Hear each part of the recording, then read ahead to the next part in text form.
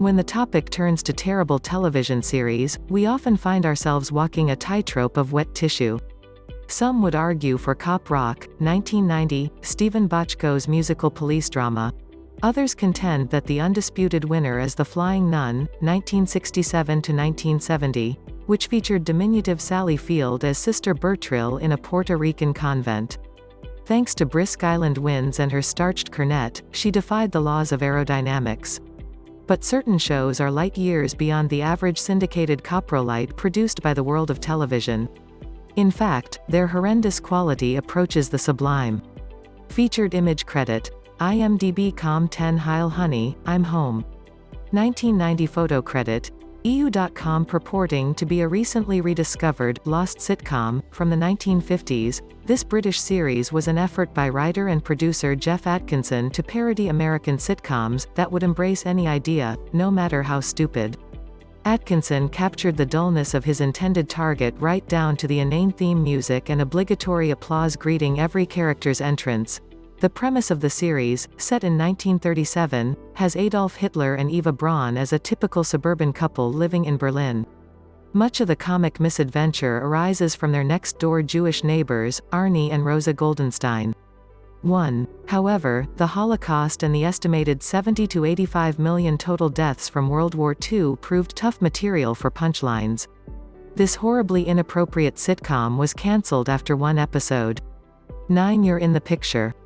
1961 photo credit: CBS television. Jackie Gleason, 1916–1987, was an extraordinary talent, as shown in his classic TV sitcom The Honeymooners and his performances in memorable films like The Hustler, 1961, Requiem for a Heavyweight, 1962, and Soldier in the Rain, 1963. However, no career of any longevity can escape the scarring of a major debacle. For Gleason, it came on the game show You're in the Picture. The format of the show involved a panel of 4 celebrities inserting their heads into holes cut out in life-size pictures depicting well-known song titles, historical events, or popular expressions. Unable to see the illustrations, the panel would try to guess the content of the pictures based on questions directed at Gleason. Part of the problem was the illustrations themselves. While one tableau depicted the popular song, Itsy Bitsy Teeny Weeny Yellow Polka Dot Bikini, another represented the burlesque Beef Trust Girls, a vaudevillian chorus line of beautiful women. That last one left the celebrities and home viewers scratching their heads. Still, the major problem was Gleason. For all his talent, he lacked the folksy demeanor of Gary Moore or the comic sensibilities of Groucho Marx. Critics roasted the debut episode unmercifully, with Cecil Smith of the Los Angeles Times calling it an insult to the audience. 2. The criticism was not lost on Gleason. Those who tuned in for the second episode found Gleason sitting on a bare stage where he spoke directly to the camera. There's nothing here, except the orchestra and myself. Opening square bracket ... We have a creed tonight, and the creed is honesty. Opening square bracket ... Last week, we did a show that laid the biggest bomb. It would make the H-bomb look like a 2-inch salute. According to Time magazine, You're in the Picture proved that the 1960-61 season was the worst in the 13-year history of U.S. network television. In 2002, TV Guide honored You're in the Picture with the number 9 ranking on its list of the 50 worst TV shows of all time.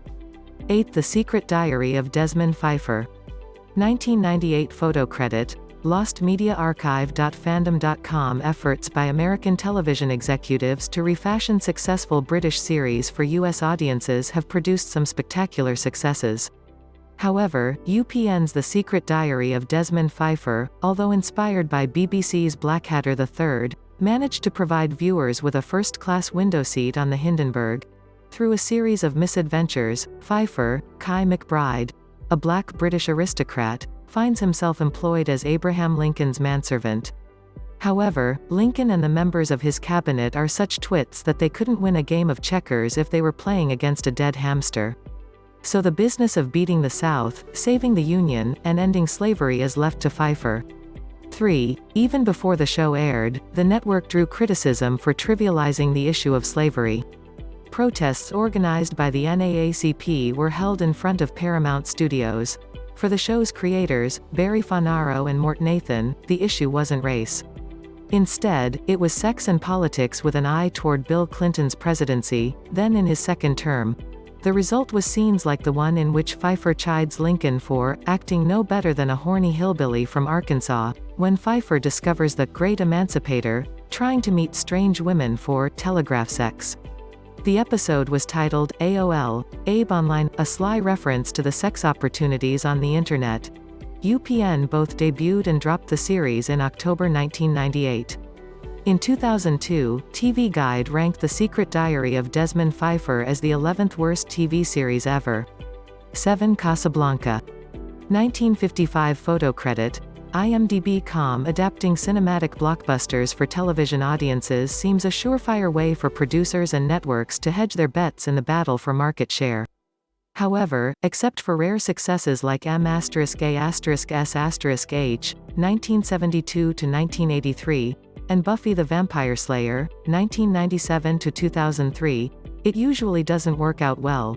Case in point, the two attempts at repackaging the 1942 film classic Casablanca for American TV sets. The first undertaking was an effort by Warner Brothers Studios to gain a foothold in the new medium of television. During the 1955–56 season, the studio broadcast 3 different series in rotation under the heading of Warner Brothers Presents. The concept was dubbed a wheel program. 2 series were based on films produced by the studio, Kings Row and Casablanca. In the 1955 Casablanca TV series, the role of Rick, played by Humphrey Bogart in the film, nearly went to a rising young star named Anthony Quinn. But the studio refused his salary demands. Instead, Rick was played by Charles McGraw, who is best remembered today as the contrarian fisherman in the diner from Alfred Hitchcock's The Birds, 1963. Returning to Casablanca, the decision was made to update the action to set it in the present day of the 1950s. As a result, the ruthless Nazis of World War II became the ruthless communists of the Cold War. 4. Casablanca, 1955, was cancelled after its first season. 6. Casablanca. 1983. It took almost 30 years for Warner's second attempt at relocating Rick's Café Américain to TV screens in the United States. The second series returned the action to the early days of World War II, and this time, care was taken in the casting. The role of Captain Renault was ably filled by Hector Elizondo, Ray Liotta tended the bar as Sasha, and Scatman Crothers played the piano as Sam. David Soul, who had become a TV icon in Starsky and Hutch, was cast as the brooding Rick. Still, the NBC series never succeeded in freeing itself from the shadow of the original movie, and the show was pulled after 3 episodes. The last 2 unaired episodes were burned off during the summer. 5. Manimal. 1983 photo credit. The Guardian Manimal featured Simon McCorkindale as crime-fighting New York University professor Jonathan Chase. Remarkably, the mysterious Chase could change himself into any animal. Due to budget constraints in the 8 episodes that aired before the series' cancellation, Chase's shapeshifting was limited mainly to a sizable Black Panther. 6. Considered one of the worst science fiction shows of all time, Manimal had the dubious honor in 2004 of being ranked by the British trade magazine Broadcast as the 5th worst television program ever exported by the US to the UK. It was beaten out by Baywatch, The Anna Nicole Show, The Dukes of Hazzard, and Wild Palms. Despite its infamy, or perhaps because of it, there have been persistent rumors of Manimal receiving the big screen treatment as a possible Will Ferrell project. 4. My Mother the Car. 1965–66 1965 saw the premiere of some of television's best remembered and most far-fetched series, Hogan's Heroes, 1965–1971, OK Crackerby. 1965–66, The Wackiest Ship in the Army, 1965–66, I Dream of Jeannie, 1965–1970, Green Acres, 1965–1971, and F Troop, 1965–67. The NBC series My Mother the Car fit right in. When attorney David Crabtree, portrayed by Jerry Van Dyke, Dick's brother, goes shopping for the family's second car, he finds himself inexplicably drawn to a dilapidated, 1928 Porter touring car. After purchasing the aged jalopy and driving it home, he is thrown into a stammering, wide-eyed fluster when the antique auto begins speaking to him via its dashboard radio. The porter turns out to be the reincarnation of Crabtree's deceased mother, Gladys. And that was pretty much the comedic benchmark for the show. 7. Car enthusiasts were quick to point out that Van Dyke's four-wheeled co-star, for which Ann Sothern provided the voice, was actually a Model T touring car. The sitcom took a detour to cancellation after a single season. 3 Cavemen. 2007 photo credit. IMDb.com. We are used to seeing Hollywood pictures revamped and rebooted for the small screen as TV series. These programs are interrupted by commercials filled with slogans and mascots pitching their products and services to the American consumer. Occasionally, the characters in these commercials trade their humble 30 seconds for an expansive 30-minute sitcom. This was the journey taken by the Cavemen, made famous in a series of commercials for Geico Insurance, which gave rise to the series Cavemen. The Cavemen were first introduced in a 2004 commercial which claimed that Geico's website was so easy to use, a caveman could do it. The success of that 15-second spot spurred Geico to air additional commercials featuring 2 cavemen who took offense at Geico's slogan. The commercials were so popular that the ad agency pitched the idea for a sitcom. 8. Set in San Diego, Cavemen showcases the lives of 3, you got it, cavemen. Joel, Bill English, Nick Kroll, and Andy, Sam Huntington. Living among Homo sapiens for the first time, they face racial prejudice and pressure from the rest of society. Even though they are ordinary guys with regular jobs and girlfriend troubles, their comments about and efforts to experience the modern world fall short, leaving behind few laughs and further cemented stereotypes. ABC cancelled the series after only 6 episodes. 2 The Hathaways. 1961–62 Walter Hathaway, Jack Weston, and his wife, Ellie Norrie, Peggy Cass, help out family friend and theatrical agent Jerry Roper, Harvey Lembeck, with an unusual problem. Soon to be off on an overseas tour, Jerry needs to find a home for his kids. So, Walter and Ellie Norrie eagerly sign on as foster parents to Candy, Charlie, and Enoch. The fact that these children are chimpanzees doesn't seem to matter in the least. The ABC series only lasted 1 season.